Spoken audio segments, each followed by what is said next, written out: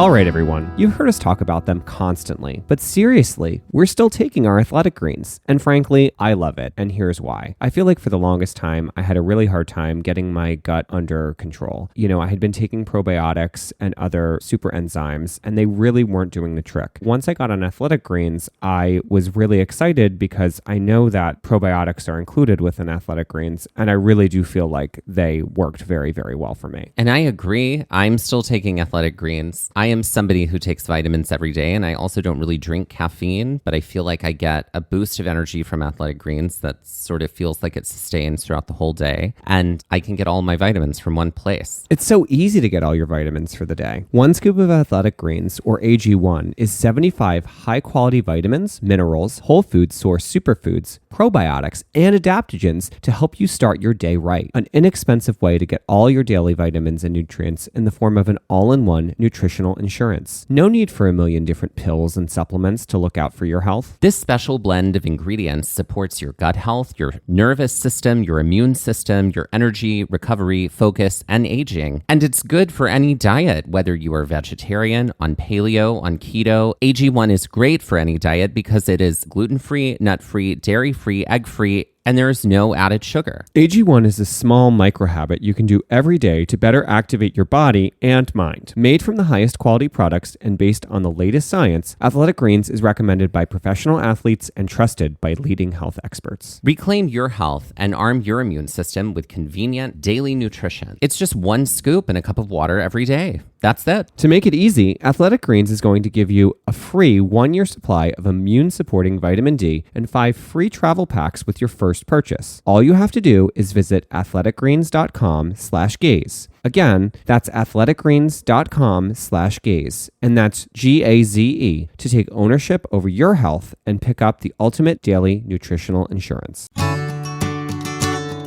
Looking to share a bit of the national parks with someone in your life? Maybe that someone is you. Then check out our Gaze Shop, featuring designs inspired by the sights, monuments, and majesty of America's national parks. And to celebrate our 1-year anniversary of the Gaze Shop being open, the entire shop is 30% off for the first week of June. But that's not all. Ladies and gentlethems, please welcome to the stage our sticker collection, including our Gaze logo, our Hike Early and Hike Often design, and the iconic Going to the Sun Road design, all in sticker format. Whether it's art for your wall or a sticker for your water bottle, you're sure to find something that sparks your love for the outdoors. Visit shop.gazeatthenationalparks.com to bring some of the national parks home with you. Hello and welcome to Pride Mix here at Gaze at the National Parks. Wait, I need you to say the title again, but I need you to really emphasize our first word. Hello and welcome to Pride Mix here at Gaze at the National Parks. I just feel like we really need to say that word over and over again. Hello and welcome to Pride Mix here at Gaze at the National Parks, the podcast. I'm intending to keep all of that because this is the episode about the Don't Say Gay bill. Hello and welcome to Gaze at the National Parks, the podcast. June is LGBTQIA+ Pride Month, and during the month of June, our Trail Mix episodes are called Pride Mixes. Pride Mix is a chance for us to dive deep into queer history, and in some cases, how queer history intersects with the national parks and the National Park Service's role as America's storyteller. Well, in the last 2 years of Pride Mix, we have turned our focus on events and people in history, specifically in New York and San Francisco, to help to illuminate the contributions of queer people in the LGBTQ+ movement. This year, we have turned our focus to laws which have been enacted against the LGBTQ+ community in the last year and beyond. These laws are regressive, they are harmful, and they are baselessly driven by legislators and politicians who, rather than dealing with real social issues and injustices, kowtow to an increasingly aggressive and radical right conservative Christian base. In this week's Pride Mix, we'll be discussing the Don't Say Gay bill. So in elementary school and maybe in K-12 school, what depictions of heterosexuality can you recall from the media and being taught in school? Well, if we want this episode to be 1,000,000 years long, right, then I could start my list. Yes. But like all of them. Right. Everything I saw was that. Right. I remember being asked at 5 years old if I had a girlfriend. Right. Oh, is she your girlfriend? And I'm like, why can't she just be a person in my class? Right? That's the most indoctrinating thing I've ever seen or ever have had happen to me. I'm like, why are we asking kids if they have like girlfriends or boyfriends at like 4 years old? Right. Yeah. So you're straight now, right? Right. Totally. Yeah. It worked. It works. They've made me straight. Exactly. So, yeah, oh my God, everything is. Yeah. Everything is two straight people together. Everything, right? Even everything is made for you. Even white and straight, you've got it made. To like, plugs in the wall. Is that the male end or the female end? Exactly. Like all that stuff. Yep. It's just like straight people, straight people. The world is made for straight you. People straighting. Straight people sizzing and straighting. Right. Exactly. Right. Exactly. Mm-hmm. So I always find it fascinating when, politicians or, people with Facebook profiles say that, we can't teach children about gay rights or gay history, and we can't show depictions of gay people because it'll turn the kids gay. Where you and I, who were raised in a society made for heterosexuals, are as gay as the day is long. Yeah. It didn't work. That doesn't work. Right. That doesn't work. Right. And every gay person who exists is proof that that's a falsehood. Total falsehood. Right. Right. The same with trans people. Right. They grew up in a, cisgender world made for cisgender people. Right. And they, at the end of the day, are like, no, you can say all this to me, but that's not my truth. Right. And that's not going to make it my truth. Right. And I it's so funny to me how people are like, oh, well, repetition, it'll eventually just like change that person. And I'm like, no. It doesn't change what's endemic to you. No. You are you. You are you, and that's just that. Yeah. Right? That's the gay Dr. Seuss book we're writing. Right. You are you, and that's just that. I actually think we should do that. Yes. Yeah. I mean, it just is astounding to me that is sort of where we're at here. I know. Okay. So what about images and depictions of diversity? Do you remember? None. Like maybe in a math book, there was like, an illustration of a white child with an Asian child. And like maybe that was that. I do remember reading occasionally stories in elementary school rooted in Mexican culture. Okay. And occasionally stories rooted in Native American culture. Mm-hmm. Very occasionally. Right. Occasionally. Extremely. Right. Yeah. I mean, do I need to say occasionally again? Occasionally. Yeah. Yeah. But otherwise, no. It was just like, the same stuff. Whites whiting.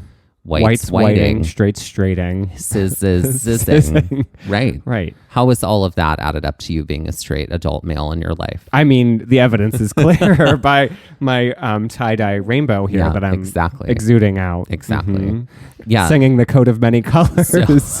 Right. So the plan works. Right. It works. It works. It works.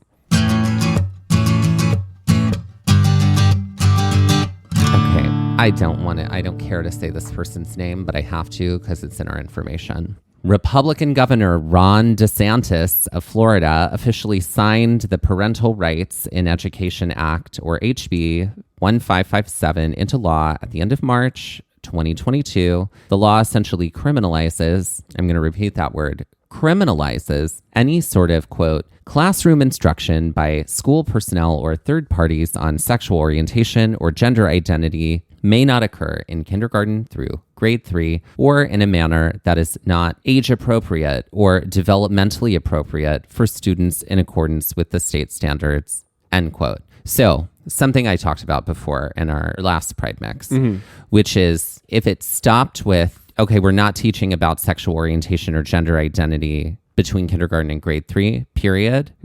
I wouldn't be happy with that, but I could at least be like, okay, great. So we can start this in grade 4. But then they add this nonsense, which is the not age appropriate or developmentally appropriate. Okay, so now it's just gray area nebulous words that can be used at any point in time to criminalize somebody who is teaching. Right. And the thing that drives me up a wall as an educator, and I'm sure the same for you, people who are making laws who've never been teachers. Thank you. The words from my mouth. Exactly. I can't. And who who have psychology training to know what childhood development is and how correct it is to introduce something at a specific stage or age. It's incredibly maddening. It's the undermining of education on a The other thing that level. is incredibly maddening is that, okay, maybe at some point this thing will get overturned somehow and it won't be the law anymore. But the fact that they pulled it out, the fact that they made it a thing and they've gotten buzzed about it, all of that is the playing of politics there. Oh, yep. And it's literally just like, let's point the finger and like make life harder for specifically queer people and to teachers with this. Yep. Just to, you know, boost a base so that the base can go, see, they do believe in us. Like I'm on a soapbox right now, so I'm just going to keep going. We're on a tangent. Keep going. And that is we'll get back to the episode. I do not understand how people can be so thwarted in their own thinking that they can confuse the difference between what they dislike and what is an injustice. That to me is the biggest problem that we have in America. I don't like this thing, therefore I think it should be outlawed. It's like, no, okay, like I don't like corduroy pants, especially corduroy pants that have pleats. But I'm sorry, I'm not going to go out on a soapbox and create a law that says if you produce corduroy pants with pleats, then you need to be imprisoned. Right. Like, I was sorry really about thinking it. you were going to go with mayonnaise there, but you went with corduroy. What a curveball. Right. But what I'm saying is like, I mean, it's the same. I'm on a soapbox even more. It's the same with abortion. Yeah. And here is why. You can dislike abortion. You don't have to like abortion as an option. You don't have to get an abortion. You don't have to get it. You don't have to support it. Yep. But you can also at the same time go, but I understand why that would be a choice someone has to make. Right. Or I understand that that might be a medical procedure, which let's remember, abortion is a medical procedure. A medical procedure that someone might have to have in order to save their life. And I can understand that we need that in place in order to like have people be the healthiest that they can be in order to, you know, pursue the pursuit of happiness. Sure. Because that's America. Yeah. And you can have those two things at the same time. You can say, oh, I don't love it, but I understand why people need it. The end. You know what I mean? But the fact that you're going like, oh, I don't understand queerness and I don't like it for whatever reason. And I think we should have as many laws as possible to like make that not a thing that happens here in America is beyond comprehension. Right. Well said, friend. So there's a lot to unpack here, especially since this law, like anti-trans legislation, is seeing many copycat laws in other Republican-led states. But before we dive deeper into the law and its implications, it's important to better understand how we got here. And to do that, we can look at laws that have been enacted in the past which target queer topics and individuals in education, some in the distant past of the Sunshine State itself. Now, Florida is not the only state that is guilty of past prejudices toward queer individuals in education. Notably, California also has some skeletons in the state closet that don't shine too kind of light. But since we are looking at the flashpoint of don't say gay legislation, it's worth it to look into these past transgressions and how they may have inspired what is happening today. Between 1957 and 1963, the Florida Legislative Investigation Committee, or the Johns Committee, named for Florida State Senator Charlie E. Johns, became the witch-hunting body rallying against queer educators and students. Oddly enough, this committee got its start by trying to link communist sentiments to the members of the Florida NAACP. When this racist venture yielded no concrete or damning evidence, they turned their eyes toward gay educators, both K through 12 and college, as well as college-age students, specifically those of the University of Florida. The committee acted in a draconian fashion and used entrapment and systematically violated the rights of individuals they questioned. Individuals were intimidated and harassed through the questioning of the committee, often appearing without any legal counsel, all in a bid to oust not only the educator or student in question, but to then investigate and rout out any other individuals who may have, quote, homosexual tendencies, end quote. While this committee eventually lost its credibility for vastly overstepping its mandate and legal boundaries, among other issues, the damage done was far-reaching, not only for the lives of these educators, but for the students who lost the opportunity to learn from and grow with them. Despite the committee's loss, conservative politicians have continued to follow a similar plan of attack: marginalize and discredit education and educators when it comes to making informed decisions about childhood growth, development, and learning. The Parental Rights in Education Act is just an updated version of a tired old plan. Okay, so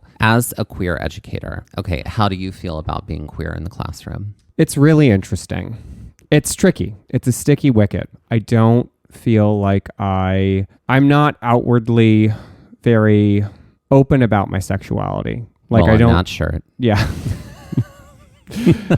But I keep myself pretty reserved at school, and I kind of don't invite it in. Granted, I will be the first person to champion anybody that needs like that sort of backup, or, Yeah. I'm 1000% there, but I'm not like, oh, he's the gay art teacher. I mean, my kids might know me as that. They don't say it to my face. So that queer art educator over there. But it's wild to kind of like be on the other side of the coin now as an adult, and having done it for 12 years. I definitely feel like I've opened up more about who I am. I feel like when I first started teaching, I was very like, let's be as, passing as possible, and just like sort of keep my outside life outside of this space. But the more I've taught and the more I feel comfortable in that environment, I feel like I can be more open with my students. I feel like I can joke around a little bit more and make them aware that I'm here if you need me. But I'm not, I don't have rainbow flags everywhere. I'm not so outwardly vocal about it. Sure. If that makes sense. It Because does. I do feel like I'm in the minority. And so I feel like I have to toe the line a little bit, and that sucks. Mm-hmm. You also kind of enjoy some passing privilege, Yeah. like just generally speaking. Not that I am reveling in it, but I But actively you can use it to can. your Yeah, advantage, yeah, certainly. Yeah. Not all of us get that. No. You know what I mean? Like when Yeah. I walk into a classroom, my queerness walks in before I do. Mm-hmm. And it just is what it is. Whenever Yeah. somebody hears my voice, they're Yeah. like, oh, well, that's a queer person. Yeah. There's no hiding that. Yeah. And while we're not necessarily saying it, I'm not necessarily confirming it, it's something that Sure. like It's most people pick up on. clock, Yeah. And so for me being in a classroom, I try and I guess my first thing is that when it comes to who I am and my own sort of confidence, I'm like, it's very important for me personally to not like as a queer person who's likely in a space with people, young people, some of whom will be queer because queer people are everywhere, that it's important for me to, I don't want to be or start from a place of deficit. I don't want to start from a place of like apologizing to be there. You can even do that with your tone. Mm-hmm. Hi, I'm Mr. Dusty. I'm so excited to be here. Like underneath that, I'm just saying, I'm so sorry for existing. And I'm not doing that. Right. When I am in a classroom, I confidently claim space. Mm-hmm. And I do that intentionally because that is my way of communicating to young queer people. Hi, you can confidently stand in a Sure. space and you can take it up. Yeah. And it can be yours. And there's no reason you can't. While I'm not necessarily, so I guess what I'm saying to you is that I sort of have to go about it in a different way. I don't get this sort of like opportunity per se to like be reserved about it and share it if I care to share it. Right. Some people do. Yeah. Some people do. And, some people do and also, take the sort of road that I take. But it's, it's up to you. Yeah. It's certainly Yeah. up to you. Yeah. Has there been a time with students where you've been honest about the queer part of yourself? No, not directly. Not like directly and openly. I'm also dealing with middle school students too. Mhm. So there's like a maturity level thing there, which Sure. is, I think, part of the reason I also am not, as open in who I am there in that Yeah. space. Because I feel like with high school students, they would better understand it or better digest it. And so maybe this is where we get into like, not that I want to reference it, but age appropriateness of just like where I feel like I could hold that space and continue to hold the space as like that person with an older group of students than I could with a younger group. Does that make sense? It does. Yeah. I don't blame you for not wanting to, like make it the center of discussion with a group of middle school students because they're all over the damn place. Yeah. And they have, many of them haven't learned respect. Right. Right. Right. The last time I can remember, I mean, I'm often, if I tell people about this podcast, especially students, Yeah. then I say, it's spelled GAZ, but the pun is intended. Right. And that's sort of like my way of confirming it. Yeah. But the last time I was working with a group of high school students over the summer, Mm-hmm. I mean, many of whom identified as non-binary. It was Sure. a bunch of theater. Yeah. It was a Kids. bunch of young people, young high school kids in a theater experience. Yeah. So we're getting a lot of, and these were, I say, like, these are all of the kids from underneath the bleachers, and like, give me all of them because I love them and I can connect with all of them. Yeah. But yes, there were like, we had a lot of conversations about pronouns. All of pronouns were everywhere. Like it was great. And so when I told them about this, they found out. They were like, you have a podcast and you didn't tell us. They were so upset. I was like, yeah, it's about, they were like, what is it about? And I was like, it's about national park trails. Like, they don't associate me at all with outside. Yeah. I'm inside of a theater directing them. And like, they're like, what? National park? And I'm like, yeah, it's called Gaze at the National Parks. And they were like, oh, okay. And I was like, but it's spelled Gaze, pun is intended. And they were like, oh my God, yes. Mr. Dusty. Oh, we love this. And I gave them all stickers. Yeah. Well, you can get those stickers too in the gay shop if you want. But the they got them for free because they are my students. Yeah. But that was at a theater. Yeah. Not necessarily like I wasn't a teacher in a school. Right. You know what I'm saying? Yeah. So I get the hesitancy. Yeah. I get the uncertainty of what's in the space. Right. And also when it comes to school systems, it's like rules change right and left all the time. And then it's like hard to keep up. So I get wanting to be like, I'm keeping a low profile. I'm keeping my head down. I want my paycheck and I want to be able to live my life. Yeah.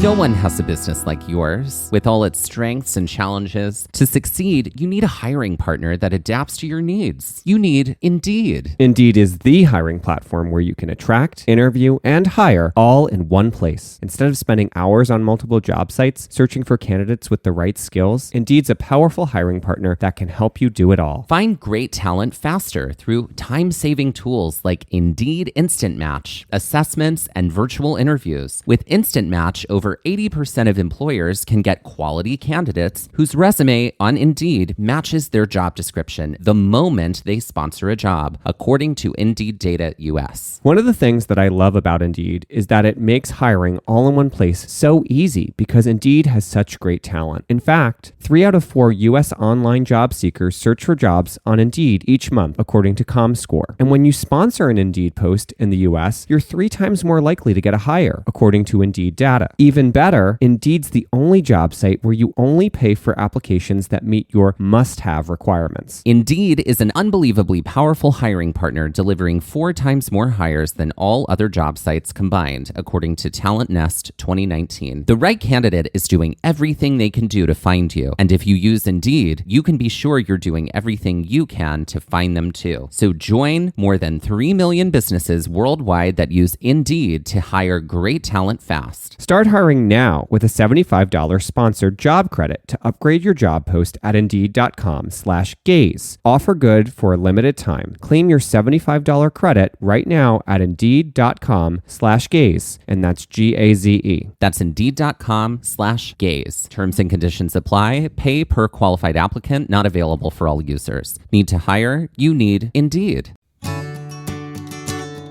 Today's episode of Gaze at the National Parks is sponsored by TrueFire.com, the planet's largest and most comprehensive selection of online guitar lessons, according to Guitar Player magazine. TrueFire's interactive learning tools and massive library of over 50,000 video lessons help guitarists ignite their technical skills, harmonic knowledge, rhythm playing, and soloing. Over 2 million guitar players worldwide learn, practice, and play with TrueFire. Using TrueFire's desktop and mobile apps, guitarists work with multi-angle HD video lessons on any device, anytime, anywhere, and at their own pace. TrueFire's style-specific learning paths guide guitarists every step of the way. Use the assessment tools to find your starting point, then follow the lesson recommendations and track your progress as you work through your personalized TrueFire study plan. And TrueFire's educators are the best in the biz. From Grammy Award winners to world-renowned artists, TrueFire students have access to an unparalleled faculty of over 300 top-notch blues, rock, jazz, country, and acoustic guitar educators. Guitar players can progress faster with private one-on-one instruction, group lessons, multi-track video jams, live streams, song lessons,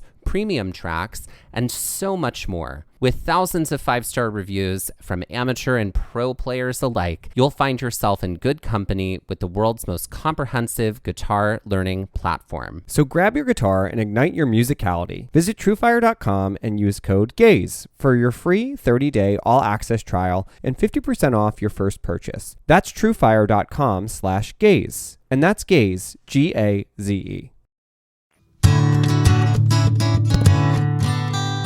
And since everything old is new again, there have been scores of laws that, if not directly targeting queer educators, target LGBTQ plus curriculum and education across the nation.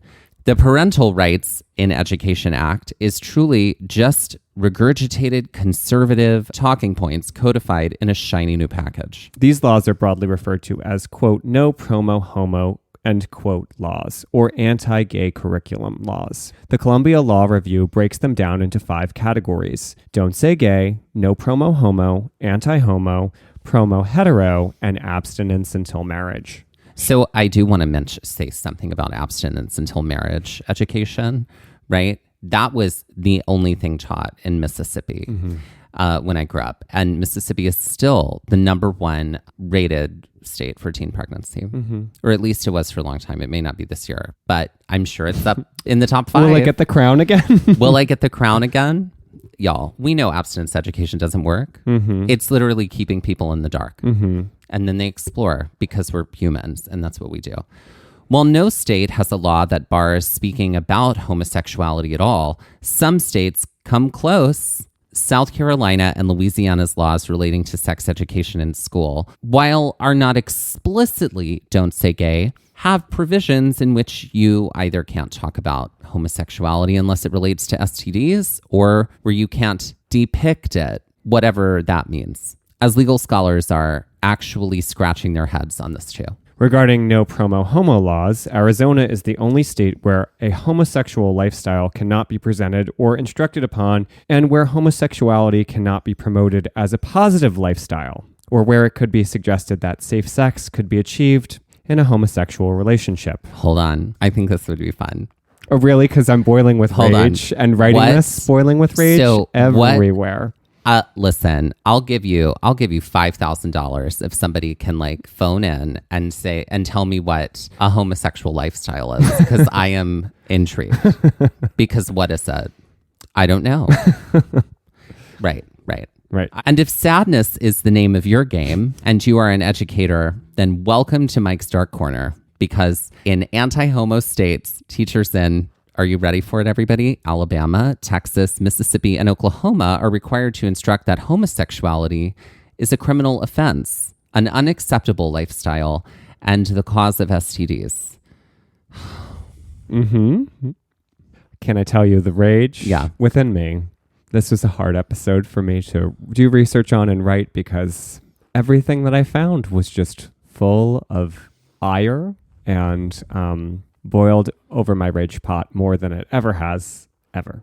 And I think, if STD means stunning, tremendous, and definitely savvy, then great. Then that's what it that's what it brings about. In pro-hetero teaching states like North Carolina, Illinois, and Florida, the promotion of heterosexual monogamous relationships is required. And in 17 states, abstinence education holds sway, advocating for abstinence outside of marriage and not recognizing marriage as between same-sex couples. So we could obviously do an incredible deep dive on how truly messed up sex education is in the United States. I really think it is the crux of so many problems. Truly. Yeah. People are still growing up totally ignorant about it. They don't know how to protect themselves. They don't even know how it works. I'm not going to lie. As a young person, I didn't fully understand the mechanisms of how sex worked, because, abstinence only. It was an abstinence only thing. Yep. Sex ed was a medical person came in for 30 minutes once and told us that they told us about genitals. That was it. And I'm serious when I say that was it. I had to have a trusted friend when I was in college sit me down and go here's how it all works, because I didn't know. And that's not my fault. No. I was failed by the education system. But because of laws in place. Yeah. It does warm my heart a little bit that a state like New Jersey has laws on the books that, along with specifically teaching queer history in their curriculum, sex ed must include now homosexual sex. Yeah. You have to teach gay sex and the mechanism for that. Right. I hope this will hopefully also open up discussion on like sex is way more than just the one option looks like for heterosexual people. Good Lord. Sex is like it's a buffet. It's a buffet under like a giant dome of possibility. And like, good Lord, we're taught that it's one thing and it's not one thing. Right. It can be so many beautiful things as long as you have, also things like consent education. Like so many of the problems we're talking about would be solved by better sex education. I don't understand why it's not the first thing. I don't understand why it's not why we're spending all of our money. Right. Like everything. Spend it all on good, solid sex education. All of these things would get fixed. Yeah. I'm serious. Yeah. Quite honestly, just like the history of anti-gay legislation, the history of anti-gay curriculum laws and anti-gay sentiment is just as long and in-depth and more than we can dig our teeth into in this episode about the Don't Say Gay law in Florida. That being said, what does the law actually say and what does it bar? Essentially, as we said earlier, Florida's Don't Say Gay bill bars any sort of instruction, education, or classroom lessons about LGBTQ plus topics through third grade. This is pretty broad when you think about it, and not that it would come up every day by any means, but it is and must feel incredibly limiting to queer educators and straight educators who are allies that seek to be diverse voices for their students. I was watching Ellen DeGeneres' talk show in elementary school. Does that mean like 2 third graders can't talk about Ellen? You know what I mean? Sure. Like, where's the line? Yeah.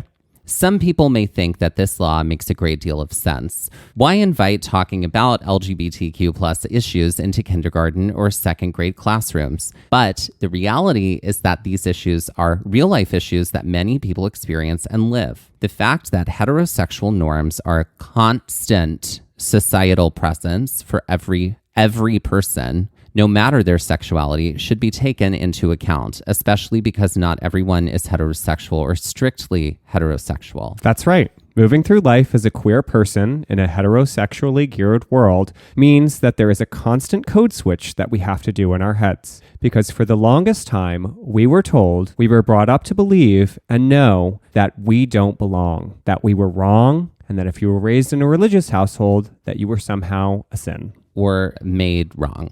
Or worse, that this is what you were choosing. All these things were told to me from various different religious people. If you don't think repressing yourself and who you truly are for decades hasn't done some sort of damage, then clearly you are sitting pretty and good for you. But as a queer kid, having no representation, having no role models, or understanding how to go through life as an LGBTQ plus individual, or to know where to turn for allyship, God, what a gut-wrenching experience. And I can say, as someone who lived that experience, it sure was. And I can certainly think that you probably had the same experience. Oh, yeah. The gut punch can still be felt all the time. Like a phantom limb. So while many conservative individuals think that this law is good because it prevents, quote, grooming, end quote. Grooming. That word. Indoctrinating, grooming, same thing. Of individuals into our sinister queer cabal, it doesn't. In fact, it's regressive and harmful in presenting a diverse understanding of the human experience. Because even if your child isn't a member of the LGBTQ plus community, being able to talk about and better understand people who are creates a better empathy and understanding. Also, we have to remove this word from being equated or like being associated with the queer community, grooming. Yeah. You know what I mean? Like, because this word is a word that is used to define what someone who is an abuser does to another person in order to abuse them. Grooming is associated with abuse, period. And while the root of this law seems anti-LGBTQ+, and it is also anti-education, which is the other piece of the puzzle here. Not surprisingly, the root of the anti-critical race theory sentiment nationwide also falls into the category of, quote, parental rights in education, end quote. And in a time where we've abandoned our experts in most of our fields for what our, quote, personal freedom, end quote, except it's actually selfishness, dictates, we find ourselves backsliding in a multitude of arenas as sanity and truth is abandoned for what is popular and easier. The fact that a kid with two moms is a liability to the bubble of heterosexuality to another student or a group of students is both sad and underscores a bigotry much greater than striking queer curriculum from education in the name of freedom, but rather it erases what isn't deemed as important, what is minority, and, in short, what isn't white, Christian, or heterosexual. The Don't Say Gay legislation is a twofold punch. The first, harming the student and their whole growth and development, and the second, the educators, harming their ability to have agency over their classroom environment and their ability to create and cultivate a diverse audience of learners. I would like to propose that everybody elected to office also has to work as a teacher full-time for an entire semester as part of like their legislative duties. Right, before they can propose a law. Before they can propose a law. That like would as in affect you education or like, educators. Okay, you get elected. Yeah. Okay, great. Or like, okay, great. Then you have to go work as a teacher. Right, from November to January. November to January, right. You work as not November to January. No, I want them to work from November to June. Okay. And then they can be sworn in. And then they can be sure, sworn in. We'll just adjust everything. Yeah, I love exactly. It. And Great. then everybody else will go to the end of June, and that's that. Mm-hmm. The sources for today's Pride Mix include the Washington Post article, Florida's Law Limiting LGBTQ+, Discussion in Schools, explained by Amber Phillips, OutHistory.org, and the Columbia Law Review article, Anti-Gay Curriculum Laws, by Clifford Roski. If you're looking to help, get involved locally. Find out where the local queer nonprofit organizations are and donate your time and money. If you're looking to donate to some larger organizations and nonprofits which actively work to protect LGBTQ+ rights, visit glisten.org. That's GLSEN, the Gay, Lesbian, and Straight Education Network, helping to create safe spaces for queer students in schools across America. And the Trevor Project, 24/7 crisis support services to LGBTQ young people. Text, chat, or call anytime to reach a trained counselor found at thetrevorproject.org.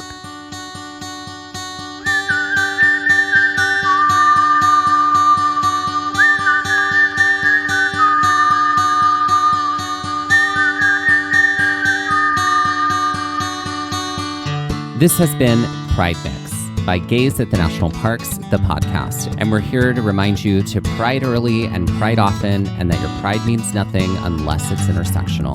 Gays at the National Parks was created and is hosted by us, Dustin Ballard and Michael Ryan. To see images from this episode, follow our Instagram at Gays at the National Parks.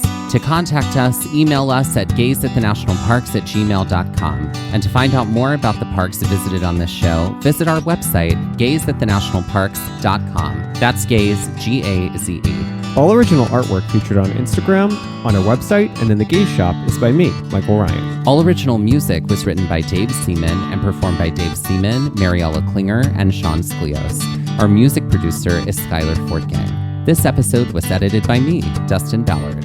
We would also like to acknowledge while recording this episode that we were on the traditional and stolen lands of the Lenape people, also known as Ocean County, New Jersey.